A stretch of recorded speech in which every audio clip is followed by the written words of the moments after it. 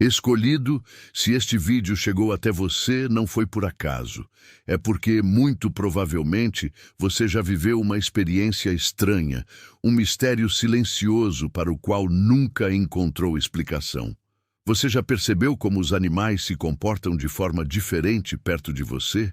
Um cachorro que late para todos, mas se aquieta em sua presença. Um gato arisco que de repente se aproxima e se esfrega em suas pernas. Ou até mesmo um pássaro que pousa perto de você no parque sem medo.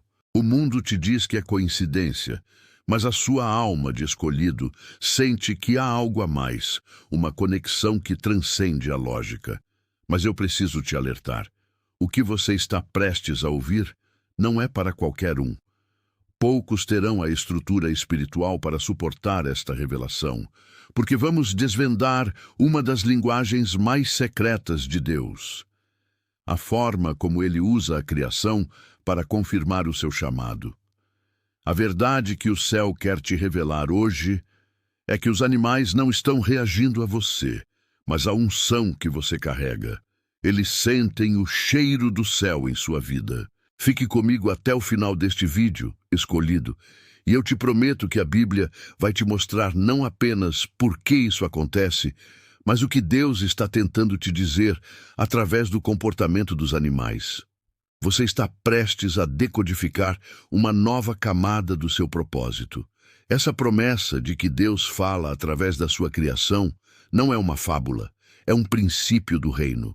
O inimigo se esforça para nos manter desconectados da natureza, presos em selvas de concreto e distraídos por telas digitais, porque ele sabe que a criação de Deus prega um sermão silencioso sobre o seu poder, sua sabedoria e seu cuidado por nós. E se eu te dissesse que Deus quer te ensinar a ler essa linguagem secreta, a entender os recados que ele envia através das suas criaturas? Antes de mergulharmos no primeiro e mais chocante exemplo bíblico disso, como um ato de fé para se realinhar com o plano original de Gênesis, comente aqui nos comentários: Senhor, restaura minha conexão com a tua criação. Faça isso como uma oração, pedindo a Deus que reabra seus sentidos para a linguagem que o pecado nos fez esquecer. Essa declaração de fé que você fez nos comentários toca no coração do plano original de Deus para a humanidade. Para entendermos por que os animais reagem à sua unção, precisamos voltar ao Jardim do Éden.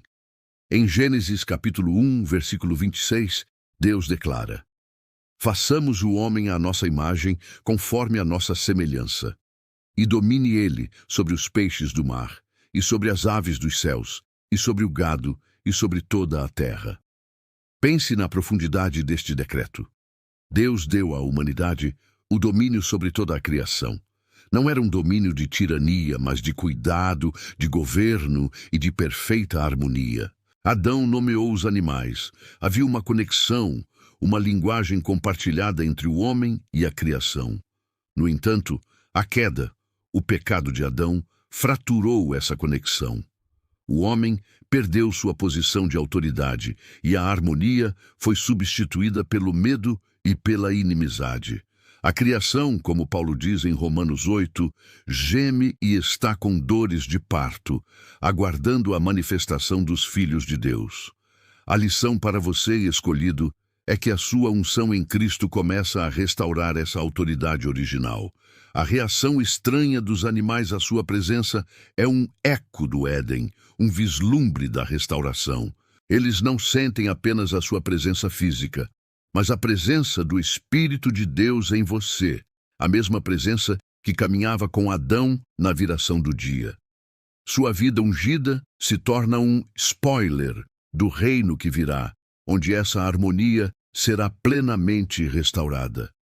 Se a nossa unção como escolhidos começa a restaurar a nossa conexão original com a criação, a palavra de Deus, nos dá um exemplo impressionante e até humorístico de como os animais podem ter uma sensibilidade para o mundo espiritual, que nós, com nossa lógica e nossos interesses, muitas vezes perdemos. A história de Balaão e sua jumenta, no livro de Números, capítulo 22, é a prova de que Deus pode usar até mesmo a criatura mais simples para enxergar o que um homem espiritualmente cego não consegue ver.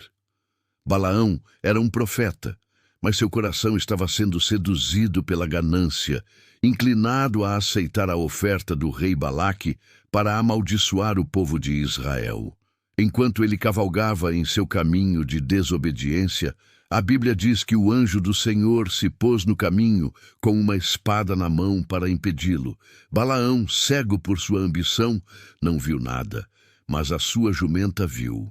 Ela viu o anjo, a espada, o perigo iminente e se desviou do caminho tentando salvar a vida de seu dono. Balaão, irritado, espancou o animal. Isso aconteceu 3 vezes, até que o Senhor abriu a boca da jumenta para falar, e só então abriu os olhos de Balaão. A lição para você, escolhido, é profunda e humilhante. Às vezes, o seu animal de estimação pode estar reagindo a uma presença espiritual em sua casa que você não está percebendo. Aquele latido para o nada, aquele olhar fixo para um canto do quarto, pode ser uma reação a um anjo de proteção que está de guarda ou a uma presença maligna que está tentando se infiltrar. Deus está nos ensinando que a criação é um sensor, e a reação estranha de um animal perto de você pode ser um chamado para você parar, orar e pedir a Deus que abra também os seus olhos espirituais. Se a mula de Balaão nos prova que a criação de Deus pode ter uma sensibilidade aguçada para o mundo espiritual, precisamos entender a profundidade desta conexão. A reação dos animais à sua unção, escolhido, não é um evento isolado, mas parte de um princípio que abrange toda a criação. A Bíblia nos ensina que não apenas os animais, mas toda a natureza está conectada à realidade espiritual e reage à presença de Deus e de seus ungidos. Para aprofundarmos neste conceito, podemos olhar para a palavra grega usada no Novo Testamento para criação, que é katisis, se pronuncia katisis. Katisis não se refere apenas à natureza, mas a tudo o que foi criado, incluindo os animais, as plantas e até mesmo as leis da física. O apóstolo Paulo, em Romanos capítulo 8, nos dá uma revelação poderosa sobre a katisis. Ele diz que a ardente expectação da criatura espera a manifestação dos filhos de Deus, e que toda a criação geme e está juntamente com dores de parto até agora. Pense na profundidade disso. Toda a criação, toda a katisis está gemendo, esperando pela manifestação dos escolhidos de Deus, porque a nossa revelação é o sinal da restauração de todas as coisas. A lição para você, escolhido, é que a sua unção emite uma frequência espiritual que a katisis consegue perceber. Os animais que se comportam de forma estranha perto de você estão reagindo a essa frequência. Eles estão sentindo, em seu nível instintivo, que você é um portador da presença daquele que irá restaurar todas as coisas. Sua vida ungida é um sinal de esperança para a própria natureza. Se toda a criação, a katisis, reage à sua frequência espiritual, a palavra de Deus nos leva a um nível ainda mais profundo. Ela nos mostra que Deus não apenas permite que a criação reaja a nós, mas que Ele pode dar ordens diretas a animais para que eles executem o seu plano de provisão e cuidado para com seus escolhidos. Isso quebra a nossa lógica, pois vemos certos animais como impuros ou selvagens, mas para Deus toda a criação obedece à sua voz.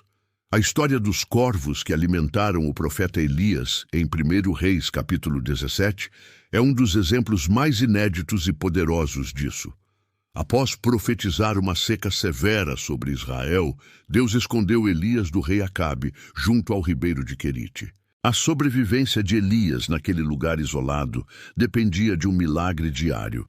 E como Deus o sustentou? Ele deu uma ordem aos corvos, aves que na lei judaica eram consideradas impuras e conhecidas por serem egoístas. O versículo 6 diz: E os corvos lhe traziam pão e carne pela manhã, como também pão e carne à noite, e bebia do ribeiro.